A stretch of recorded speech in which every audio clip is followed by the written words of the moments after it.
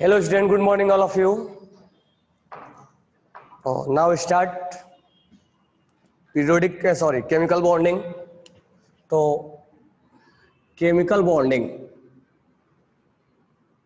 Chemical bonding ये आपका lecture number 4 या 5 है। कौन सा लेक्चर है केमिकल बॉन्डिंग का, 4 या 5? तो मैंने आपको आयनिक बॉन्ड बनाना सिखाया था। मैंने आपको स्ट्रेंथ सिखाया था कि कैसे बॉन्ड का फॉर्मेशन होता है, आयनिक बॉन्ड का स्ट्रेंथ किसमें ज्यादा है। कल हम बता रहे थे आपको प्रॉपर्टीज, ठीक है। प्रॉपर्टीज में एक वर्ड आया था सॉल्युबिलिटी। तो सॉल्युबिलिटी में हमने सिखाया था आपको सॉल्यूट और सॉल्वेंट।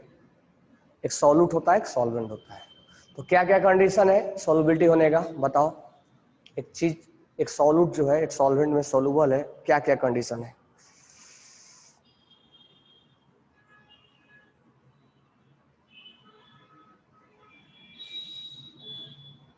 एक सॉल्युबिलिटी होने के लिए क्या क्या कंडीशन है?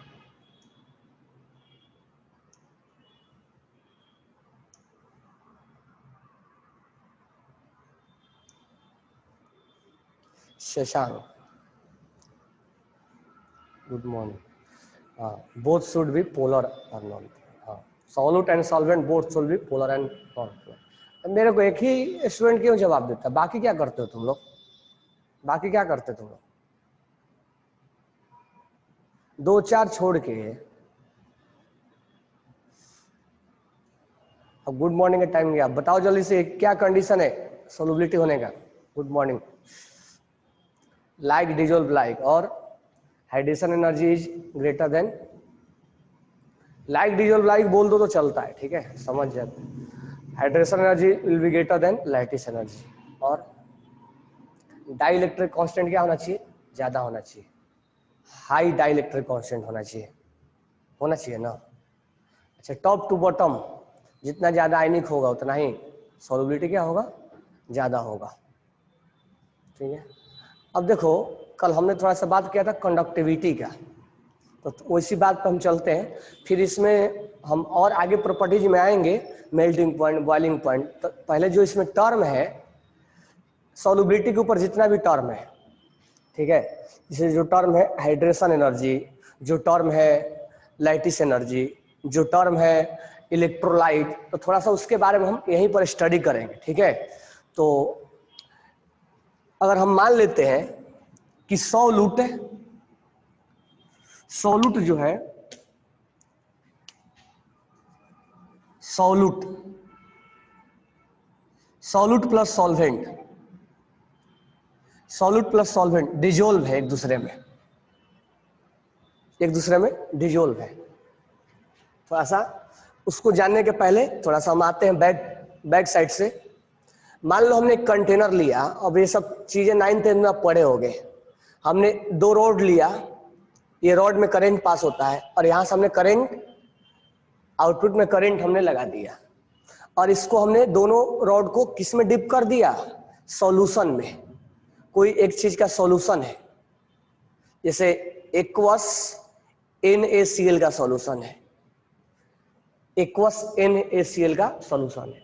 तो होता है क्या, जब पानी के अंदर इसको डाला जाता है एक्वस NaCl को, तो ये Na+ में और Cl- में ब्रेक कर देता है, ठीक है। अब ब्रेक करता है तो थोड़ा सा मैं बता रहा हूं आपको, ये होता है एनोड, या पढ़े होगे सब कुछ। ये होता है एनोड और ये होता है कैथोड। एनोड पे चार्ज पॉजिटिव होता है और कैथोड पे चार्ज निगेटिव होता है। तो होता है क्या, जब इस पे चार्ज पॉजिटिव होता है तो ये जो निगेटिव वाले हैं इधर क्या होने लगते हैं? सॉल्यूशन से भाग भाग के इधर आने लगते हैं, और पॉजिटिव जो है वो इधर आने लगता है। क्यों? क्योंकि इस निगेटिव और पॉजिटिव में क्या होने लगता है? अट्रैक्शन। इस तरह से निगेटिव का भागना इधर हो गया और पॉजिटिव उधर भाग रहा है, यानी निगेटिव जो है, यानी एनायन एनोड के तरफ आ जाता है। A for एनायन, हाँ, electrolysis.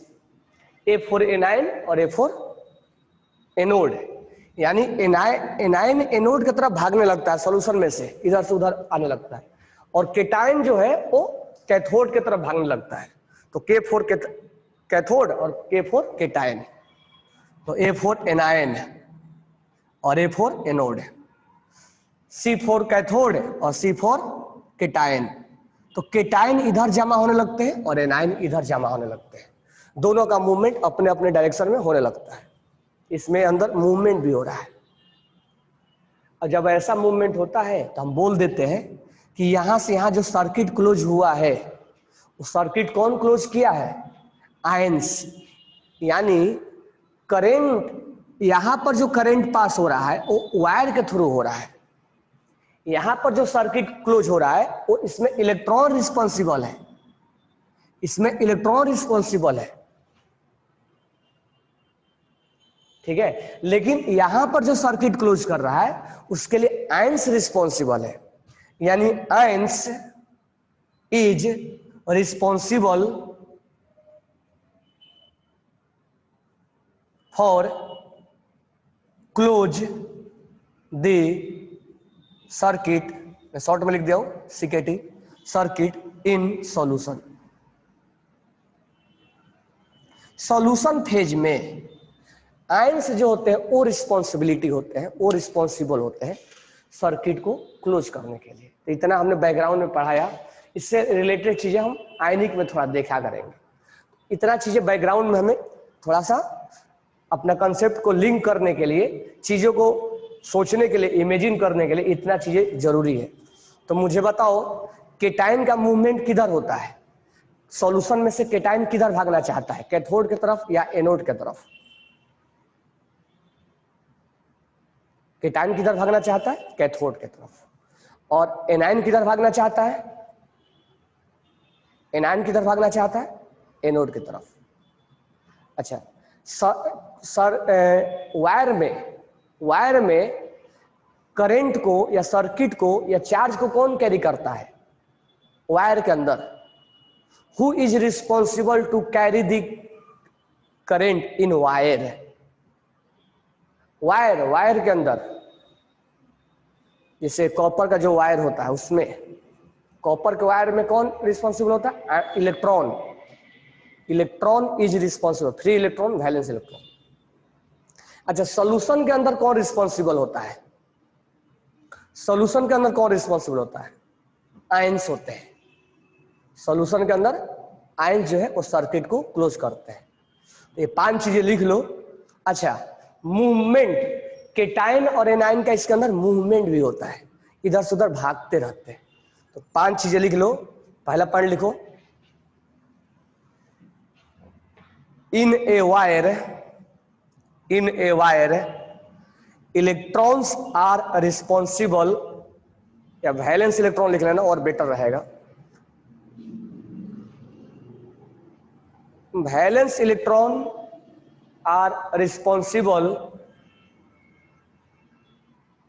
For the flow of current. पहला point, for the flow of current,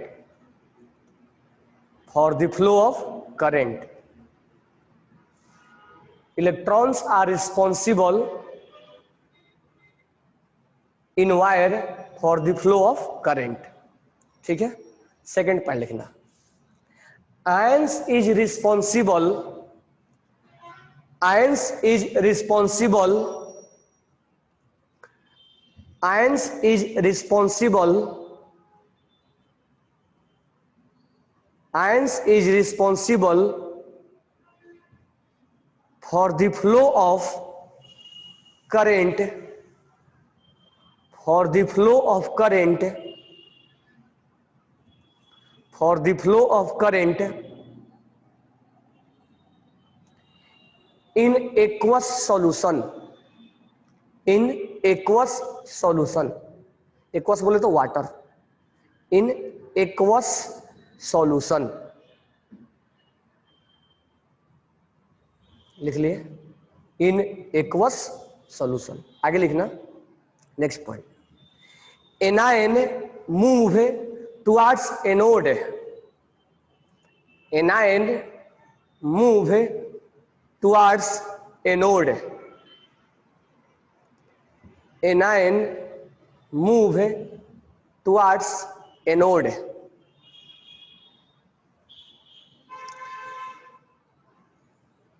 and cation move towards cathode.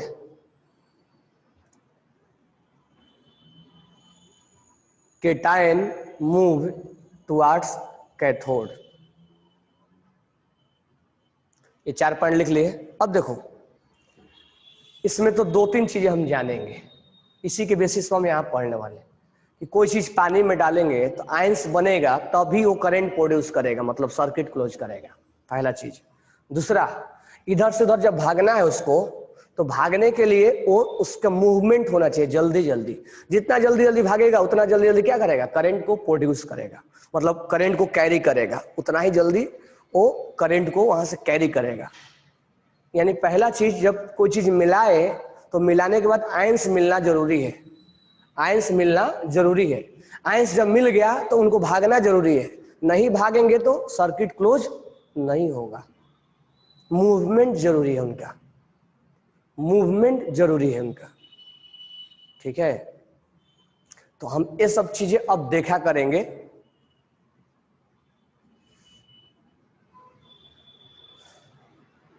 कौन से सेकंड पॉइंट में? हाँ, ऑलवेज मोस्टली हम एक्वस सॉल्यूशन लेते हैं।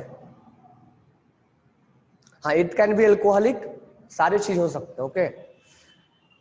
मोस्टली हम एक्वस सॉल्यूशन लेते हैं क्योंकि आयनिक को उसी में डिजोल्व ज्यादा होता है, क्योंकि हम आयनिक वाला चैप्टर पढ़ रहे हैं, तो मोस्टली हम जानबूझ के एक्वस आपको लिखवा है और ज्यादा आपको एक्वस से मिलेगा। तो ये 2-3 पॉइंट आपको मालूम होना चाहिए। तो बैकग्राउंड में इस चीज को जो मैं बताऊंगा उसको लिंक करने के लिए बताया। ये ऐसा नहीं कि हम ये जो है हमारा इसका पार्ट है, इसका पार्ट नहीं है। ये जो मैं पढ़ाऊंगा उसको इससे लिंक करोगे, इसके पीछे चीजें जोड़ोगे, तब उससे जुड़ेगा तुम्हारा चीजें, कंसेप्ट।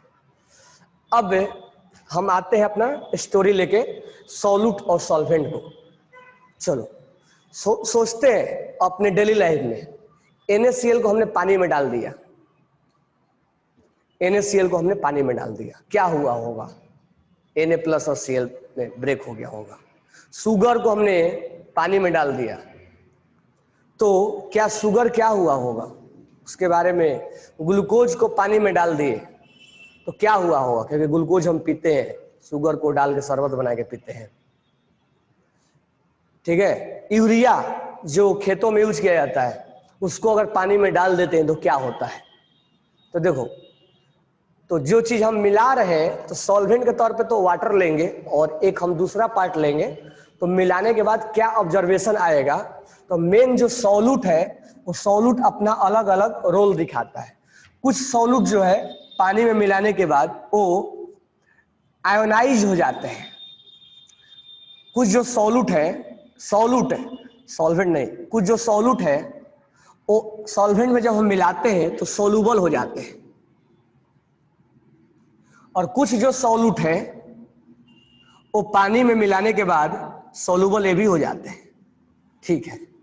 और कुछ जो सॉल्यूट है वो पानी में मिलाने के बाद इनसॉल्यूबल हो जाते हैं, इनसॉल्यूबल हो रहते हैं। तो कहने का मतलब, एक सॉल्यूट को मिलाने के बाद हमारे पास 2 केसेस एराइज होता है। एक केस या तो पानी में घुल जाए या तो वो पानी में ना घुले। जैसे आयरन के पीस हम डाल देंगे पानी में तो डिजोल्व नहीं होगा, लेकिन कुछ चीजें हम डालते हैं तो डिजोल्व हो जाता है। तो 2 चीजें हमारे सामने आती है, या तो सॉल्युबल हो जाता है या तो वो इनसॉल्युबल होता है। तो सॉल्युबल के केस में, इनसॉल्युबल के केस में हम बोलेंगे उसके अंदर जो लाइटिस एनर्जी है वो हाइड्रेशन एनर्जी से ज्यादा है, इसलिए वो सॉल्युबल नहीं है। अब इनका हाइड्रेशन एनर्जी, इनका जो सॉल्युबल है, यहीं पर मैं लिख दे रहा हूं, जो सॉल्युबल है यहां लिख दे रहा हूं, जो सॉल्युबल है उनका हाइड्रेशन एनर्जी लाइटिस से ज्यादा होता है। तो ये कंडीशन हम इसे नॉर्मली पहले हम ध्यान रखेंगे। अब देखो अगला कहानी, अगला कहानी में इसको हम आगे प्रोसीड नहीं करेंगे, ये हमारा यहीं तक रुक गया है, क्योंकि इसमें जब डिजोल्व होगा ही नहीं तो हम उसके बारे में बात ही नहीं करेंगे। तो उसको हम छोड़ देंगे। अब हम देखते हैं कि और क्या हुआ सोलूबल। अब सोलूट जो है वो दो टाइप से सोलबिलिटी दिखाता है। एक सोलूबल तो है लेकिन वो आयोनाइज्ड है, आयोनाइज्ड है, जैसे NaCl, जैसे KCl, जैसे CaCl, जैसे कोई सॉल्ट है, ये आयोनाइज्ड है। मतलब पानी में डालने के बाद सोलूबल है और प्लस आयोनाइज्ड है, यानी आयंस में ब्रेक हो गए हैं, यानी आयंस में ब्रेक होने को हम बोलते हैं आयोनाइज्ड हो गए हैं। यानी Na प्लस और Cl माइनस, K प्लस और Cl माइनस, Cs प्लस और Cl माइनस, सॉल्ट है, कोई भी सॉल्ट ले लो आप, वो आयोनाइज्ड हो जाते हैं, यानी अलग अलग अपने अपने केटाइन और एनाइन में डिस्ट्रीब्यूट हो जाते हैं। लेकिन कुछ ऐसे एग्जाम्पल हैं जैसे शुगर, ठीक है, C12H22O11, ग्लूकोज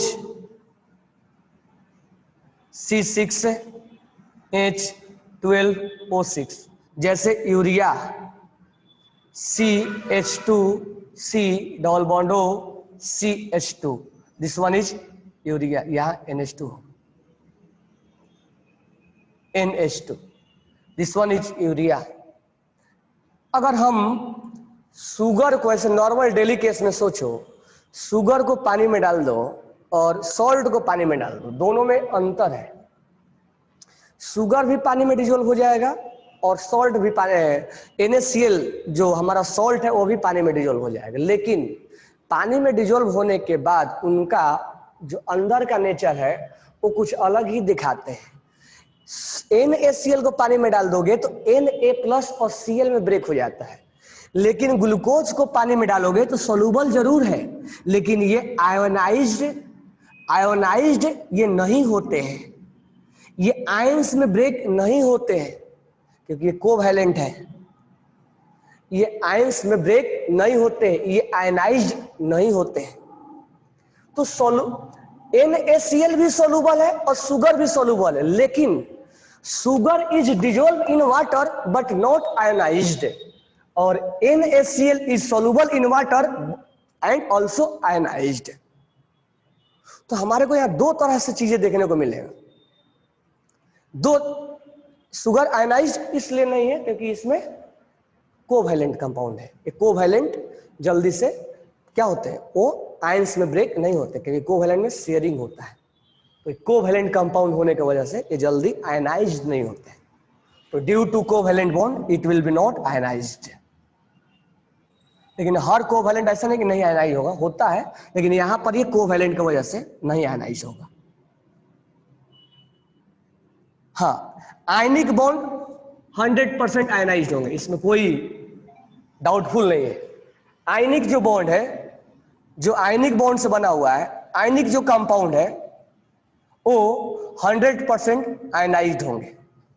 अब जब ये आयनाइज्ड होगा ही नहीं तो करेंट को कौन कैरी करेगा सॉल्यूशन के अंदर? उसके अंदर आयंस जब मिलेंगे ही नहीं तो जब हम सॉल्यूशन को शुगर के सॉल्यूशन बना के और वायर लगा देंगे, जो रॉड को डीप कर देंगे और करंट पास करवा देंगे तो सॉल्यूशन उसमें से करंट कैरी ही नहीं होगा, सर्किट क्लोज ही नहीं करेगा, क्योंकि यहां से यहां तक सर्किट क्लोज करने के लिए आयंस चाहिए और इसमें आयंस है ही नहीं।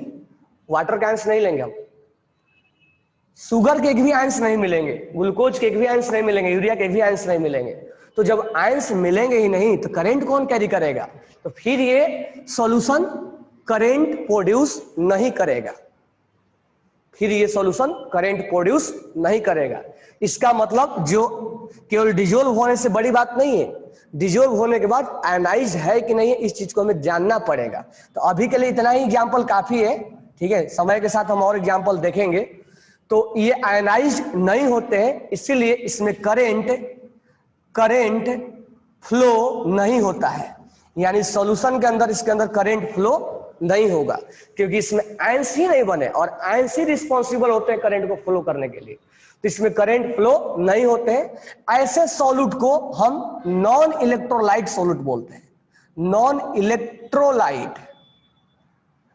इलेक्ट्रोलाइट मतलब जो करंट को डिजोल्व तो हो जाए लेकिन करंट प्रोड्यूस नहीं करे, that solute is known as electrolyte. और जो पानी में डिजोल्व होने के साथ साथ आयनाइज हो जाए, that solute is known as electrolyte. Electrolyte. तो कुछ ऐसे सॉल्यूट हैं जो पानी में डिजोल्व होने के बाद क्या होते हैं, इलेक्ट्रोलाइट होते हैं।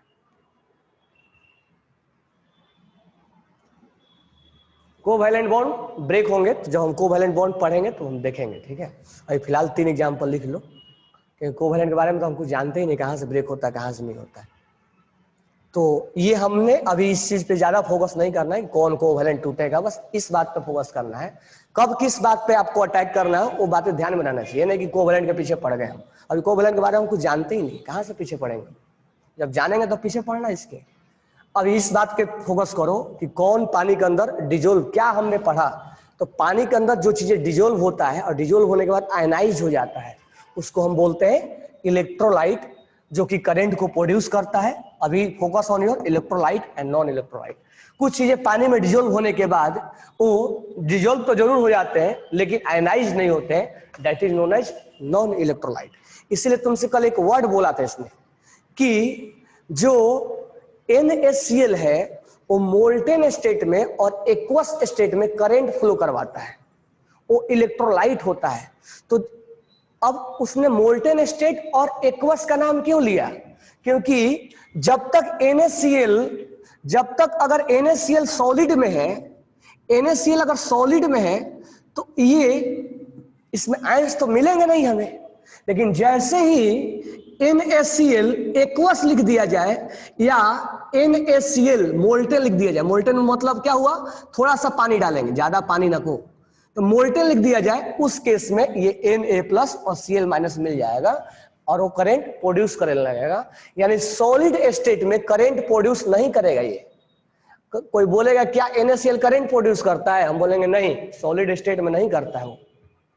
जब तक उसको पानी में डिजोल्व नहीं करोगे, जब तक उसको आयंस में ब्रेक नहीं करो। क्या शुगर करंट प्रोड्यूस करता है, नहीं, करंट शुगर नहीं करता है। तो क्या पानी में डालने के बाद करेंगे, तो नहीं, पानी के डालने के बाद भी नहीं करेंगे, ठीक है। मोल्टेन स्टेट का मतलब होता है थोड़ा सा वाटर, ठीक है।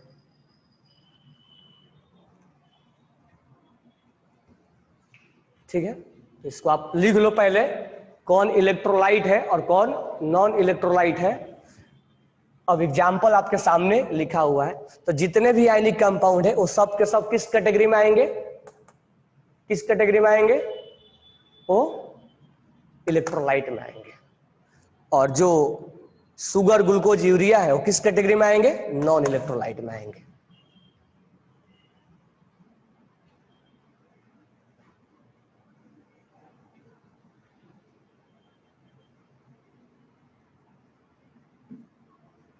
मोल्टेन विदाउट वाटर कैसे भी आयनाइज होना है, मोल्टेन में वो आयनाइज हो जाता है तो करंट प्रोड्यूस करना ही करना। विदाउट वाटर वो आयनाइज भी होता है तो करंट प्रोड्यूस करेगा, ओके।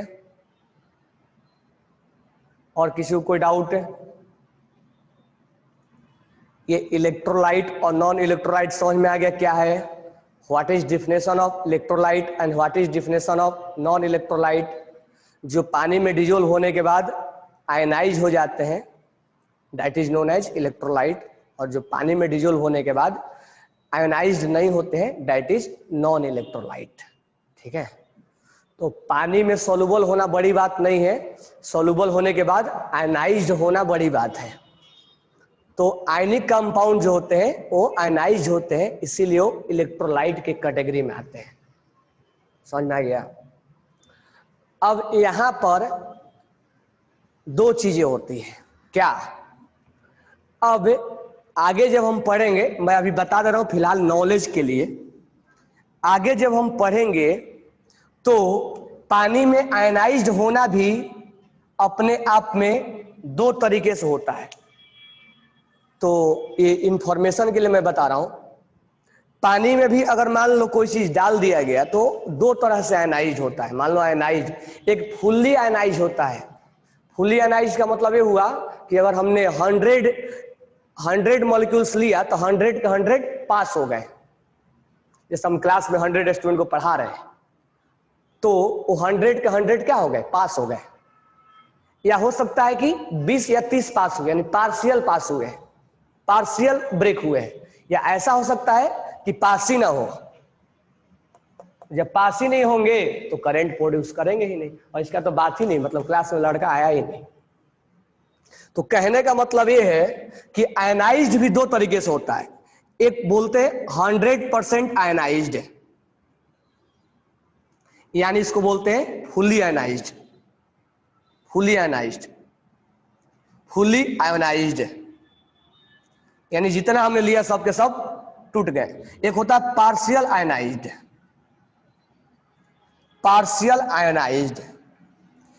पार्शियल आयनाइज्ड का मतलब हुआ कि कुछ ब्रेक हुए हैं और कुछ वैसे ही रह गए, वो टूटे नहीं है, बस डिजोल्व हो गए। अब पार्शियल आयनाइज्ड में जो एग्जाम्पल आता है वो आता है वीक एसिड,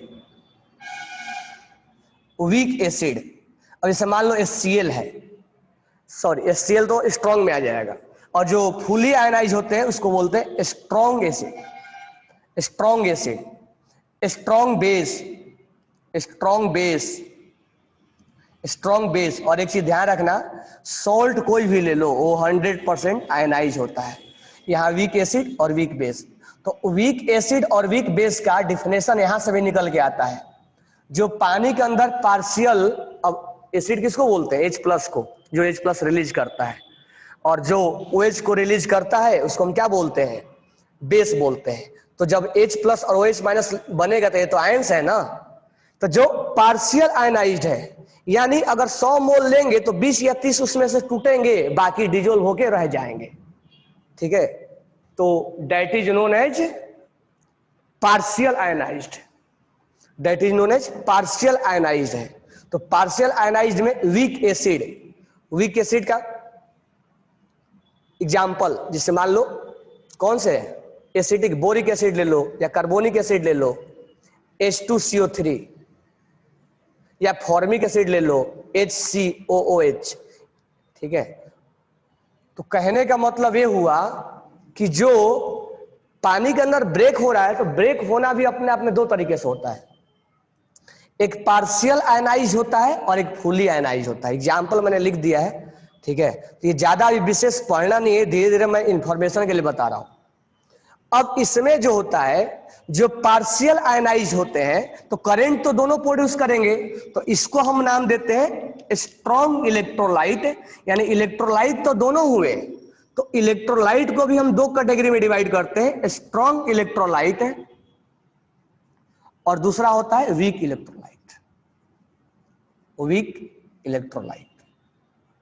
तो कहने का मतलब ये है, अब यहां से समझो, अगर एक सॉल्यूट सॉल्वेंट के अंदर डिजोल्व है तो दो कैटेगरी में डिजोल्व किया, डिवाइड किया जाता है। एक होता है इलेक्ट्रोलाइट और एक होता है नॉन इलेक्ट्रोलाइट। तो solute can be divided into category, electrolyte और एक non electrolyte. Electrolyte means which produce current, यानी जब वो आयंस में रहेगा तभी तो करंट प्रोड्यूस करेगा। यानी पानी में डालने के बाद वो डिजोल्व हो जाता है, और डिजोल्व होने के बाद आयनाइज हो जाता है, तो वो करंट प्रोड्यूस करेगा, नॉट प्रोड्यूस क्या? करंट।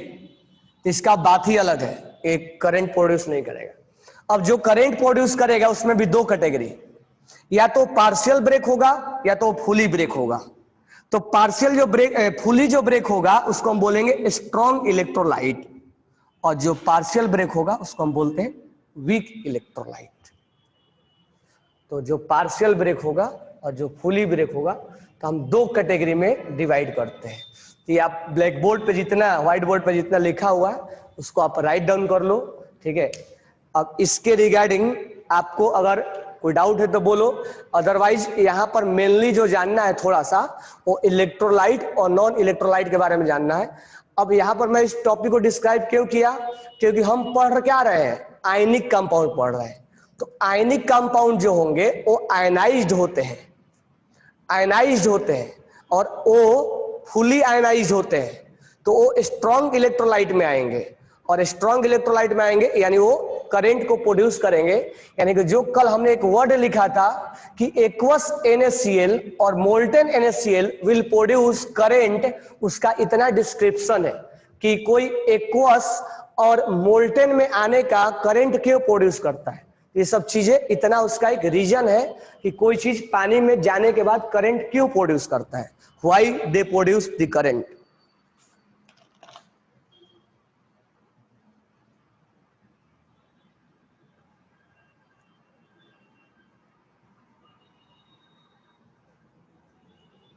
स्ट्रॉन्ग एसिड है, अभी स्ट्रॉन्ग एसिड है संस्कृति, स्ट्रॉन्ग एसिड है लेस लैटिस एनर्जी। अभी लैटिस एनर्जी के बारे में हम जानते नहीं। स्ट्रॉन्ग एसिड में हम लैटिस नहीं देखा करेंगे, ठीक है, लैटिस सॉलिड में देखा करते हैं। तो हम आगे जब लैटिस पढ़ाएंगे तब हम बात करेंगे कि लैटिस कैसे चेक किया जाता है, किस पे चेक किया जाता है। हर चीज में लैटिस नहीं देखा जाता है।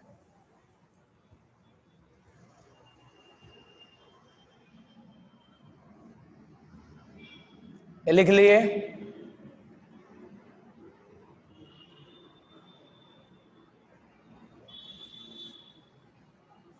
ये सबको समझ में आ गया चीजें।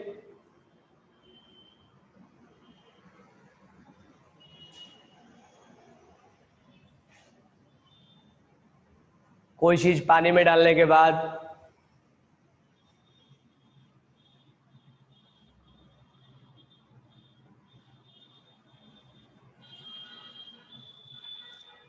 कोई अगर NaCl मोल्टेन में हो विदाउट वाटर और विथ वाटर, वो करंट प्रोड्यूस करेगा ही करेगा, ठीक है। मोल्टेन में आने का मतलब उसका हो गया वो करंट प्रोड्यूस करना ही करना है।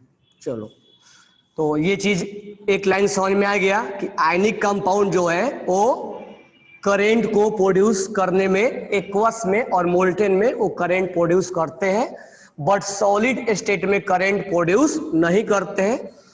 करंट प्रोड्यूस करने का रीजन क्या है वो चीजें हमें समझ में आ गया होगा, ठीक है। अब हम यहां पर एक दूसरा वर्ड लाते हैं, क्या, हाइड्रेशन एनर्जी के भी सोलुबिलिटी में एक दूसरा वर्ड आया था हाइड्रेशन एनर्जी, कि हाइड्रेशन एनर्जी है क्या।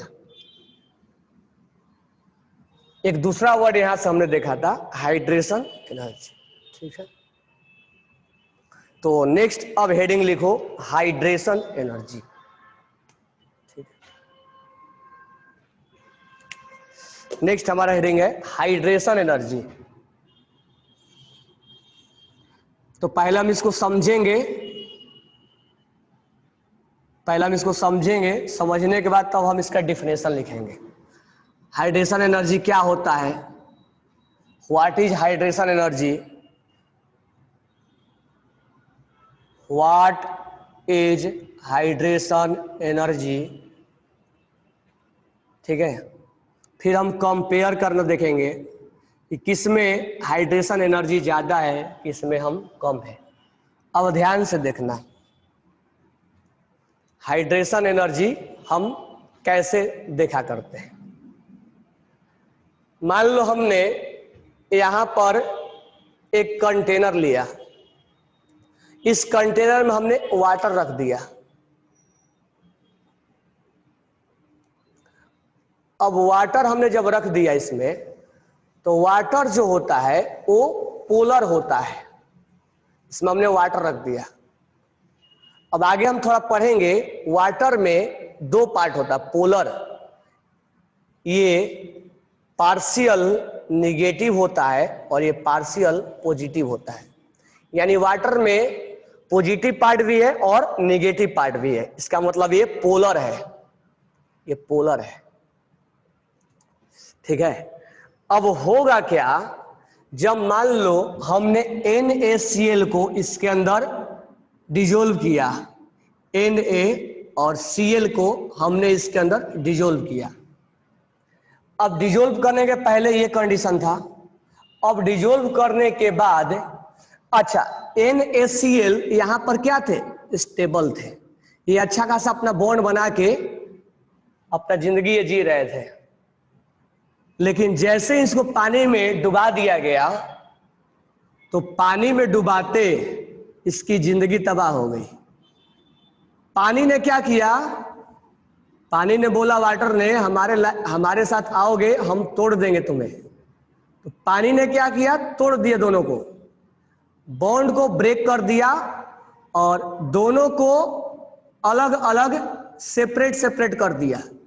जो अच्छा खासा अपने एक लाइफ जी रहे थे Na+NaCl बना के, जो कि स्टेबल भी थे, वाटर के अंदर आते ही उसने वाटर ने दोनों को सेपरेट कर दिया। जैसे ही दोनों को सेपरेट किया, ये अच्छा खासा स्टेबल थे, ये अभी यहां पर आए नहीं थे, लेकिन वाटर के कांटेक्ट में आते ही ये कंडीशन हमारे सामने मिल गया।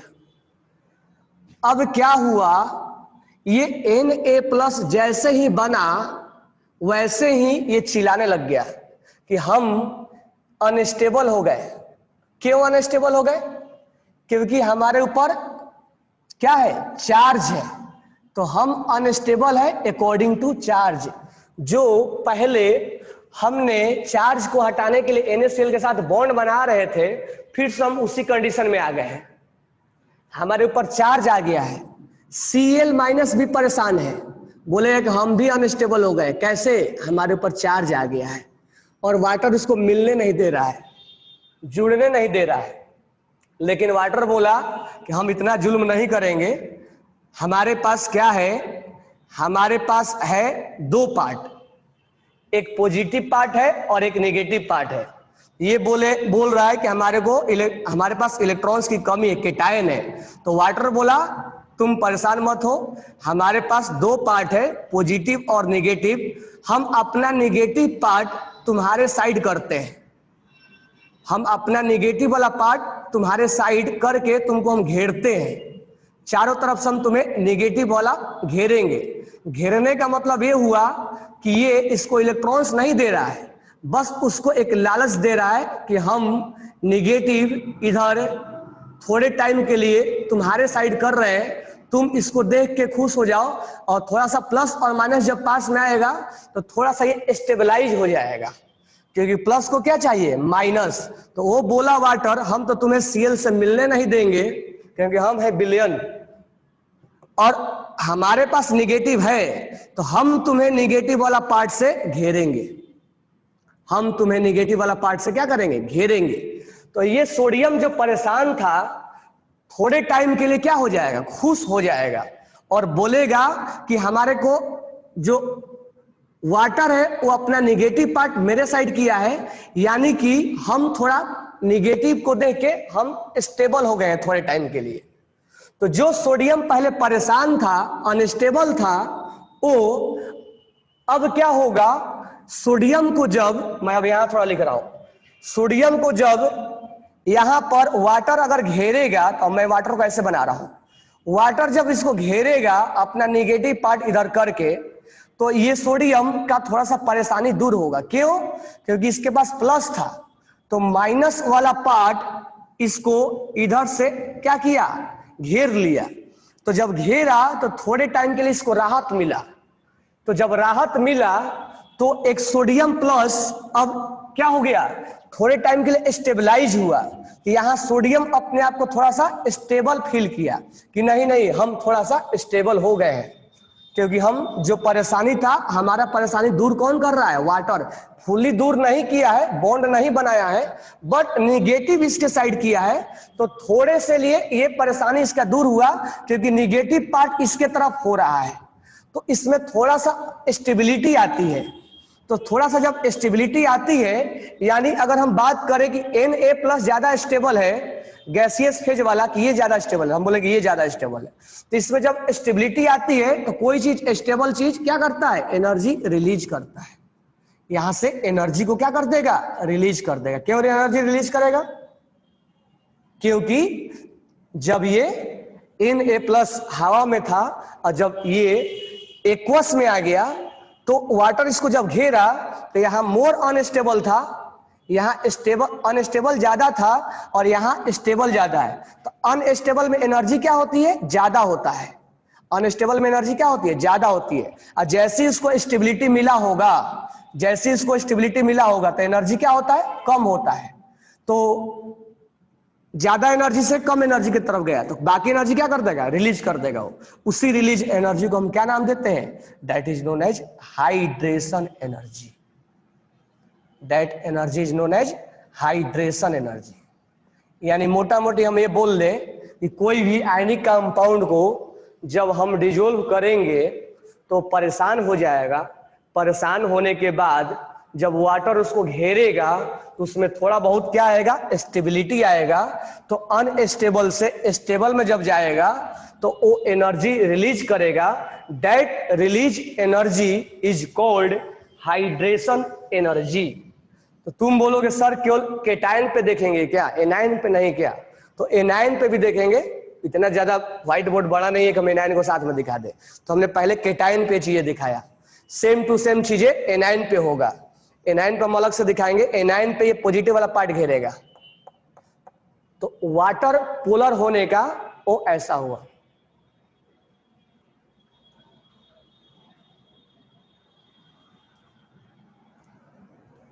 NaCl में लाइटिस ज्यादा होगा कि हाइड्रेशन ज्यादा होगा? तो NaCl पानी में क्या है, डिजोल्व है। तो ऑब्वियस सी बात है कि हाइड्रेशन एनर्जी उसमें ज्यादा होगा, लाइटिस कम होगा, तभी तो डिजोल्व है। अब मुझे बताओ कि तुम्हें इसका हाइड्रेशन एनर्जी का पिक्चर दिमाग में बना कि नहीं बना, कि क्या क्या हुआ है इसके साथ, क्या क्या Na+ के साथ, अभी Cl के साथ छोड़ दो, Na+ के साथ पानी में जाने के बाद क्या क्या हुआ है। ये चीजें तुम्हें समझ में आया कि नहीं आया, कि पानी में डिजोल्व करने के बाद क्या क्या हुआ है Na+ के साथ। फिर हम देखेंगे Cl- के साथ। समझ में आ गया? तो एनर्जी रिलीज क्यों करेगा, Na+ को क्यों घेरेगा, समझ में आ गया होगा? ठीक है। अब बात रहा इसका हम डिफिनेशन के लिए कि डिफिनेशन क्या होगा। फिर हम आएंगे कंपेयर करने। पहले हम ये समझेंगे what is hydration energy, then we learn about how to compare, कौन ज्यादा एनर्जी रिलीज करेगा, कौन कम एनर्जी रिलीज करेगा।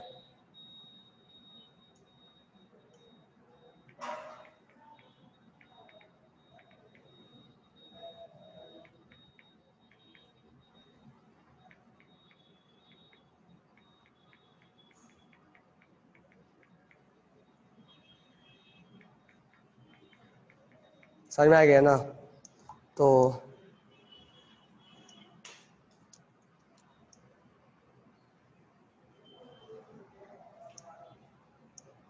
चलो इसके बाद हम कल डिफिनेशन के बारे में बात करें। Okay, thanks to all.